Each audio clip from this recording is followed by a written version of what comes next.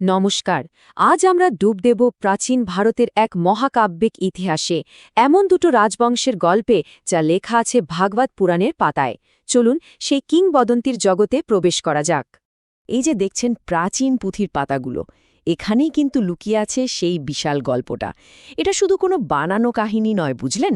এটা আমাদের ইতিহাসের একটা জীবন্ত দলিল, যা হাজার হাজার বছর ধরে চলে আসছে। তো আজ আমরা কোন কোন পথে হাঁটব, চলুন এক ঝলকে দেখে নিই। আচ্ছা, প্রথমে আমরা জানব এই দুটো মহান রাজবংশ আসলে কারা। তারপর দেখব সূর্যবংশের গল্প, তাদের অভিশাপ আর কর্মফলের কথা, আর অবশ্যই তাদের আদর্শ রাজা রামের কথা। এরপর দেখব কিভাবে সেই রাজবংশের শেষ হল আর চন্দ্রবংশের উত্থান ঘটল। আর শেষে এই সব অমর গাথা থেকে আমরা কি শিখতে পারি সেটাও একটু বোঝার চেষ্টা করব। তাহলে শুরু করা যাক। প্রাচীন ভারতের ইতিহাস যদি একটা বিশাল নদীর মতো হয়, তাহলে তার দুটো প্রধান স্রোত হল এই দুই রাজবংশ। এক সূর্যবংশ, মানে যারা সূর্যের বংশধর, আর দুই চন্দ্রবংশ, অর্থাৎ যারা এসেছেন চাঁদ থেকে। আর এই দুই বংশের কথাই কিন্তু ভাগবত পুরাণে খুব সুন্দর করে বলা আছে। চলুন প্রথমে সূর্যবংশের গল্পেই ঢোকা যাক।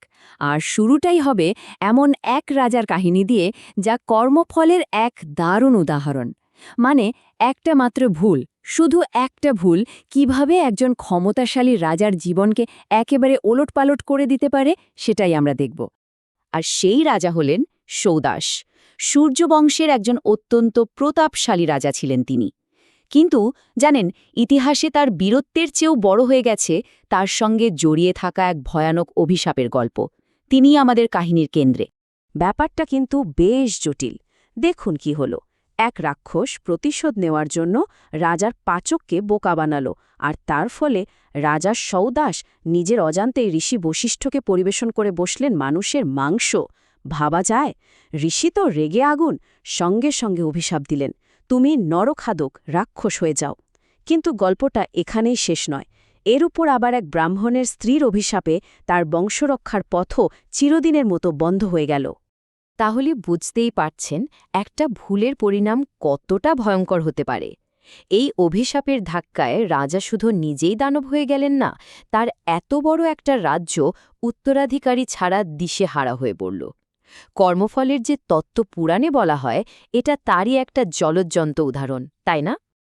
একদিকে রাজার সৌদাসের এমন পতন, আর অন্যদিকে ঠিক তার বিপরীত একটা ছবি। এই সূর্যবংশেই জন্ম নিয়েছিলেন তাদের সর্বশ্রেষ্ঠ শাসক, ভগবান রাম। তার গল্পটা হল ধর্ম, ত্যাগ আর আদর্শ শাসনের এক অসাধারণ দৃষ্টান্ত। চলুন এবার সেই গল্পেই যাওয়া যাক, দেখি কিভাবে তিনি বংশের নামকে এক অন্য উচ্চতায় নিয়ে গিয়েছিলেন। রামের পুরো জীবনটাই যেন পরীক্ষা আর ত্যাগের এক মহাকাব্য। ভাবুন একবার, বাবার কথা রাখতে সিংহাসন ছেড়ে দিয়ে 14 বছরের জন্য বনে চলে গেলেন।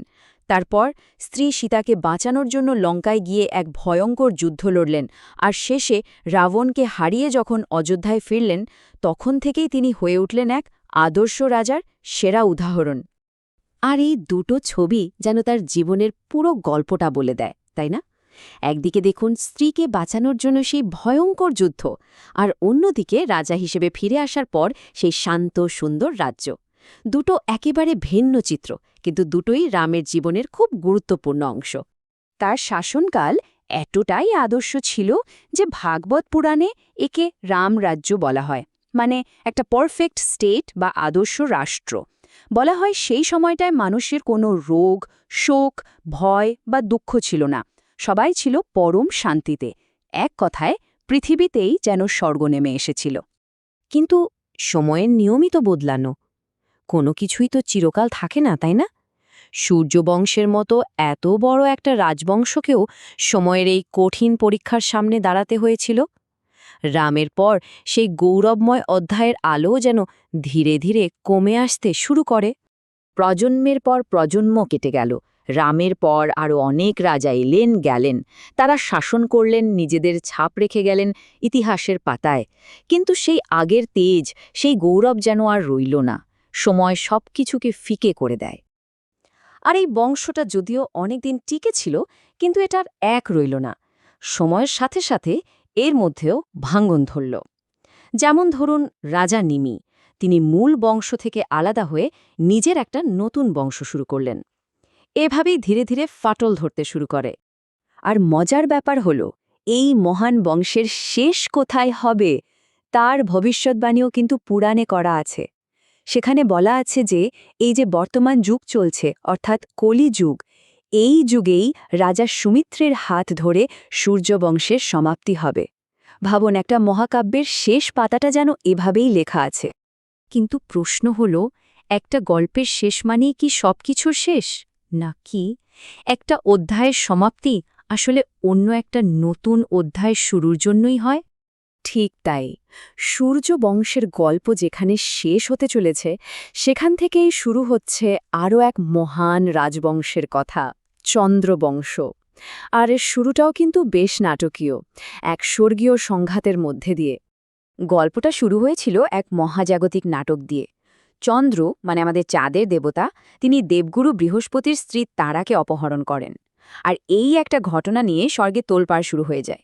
একদিকে দেবতারা তাদের গুরু বৃহস্পতির সম্মান বাঁচাতে ইন্দ্রের নেতৃত্বে যুদ্ধ শুরু করলেন, আর অন্যদিকে অসুররা, তারা ভাবল এই তো সুযোগ দেবতাদের বিরুদ্ধে যাওয়ার, তাই তারা চন্দ্রের পক্ষ নিল। মানে একেবারে দেবদানবের যুদ্ধ বেঁধে গেল। এই বিশাল যুদ্ধের শেষে তারার একটি ছেলে হল, নাম তার বুধ।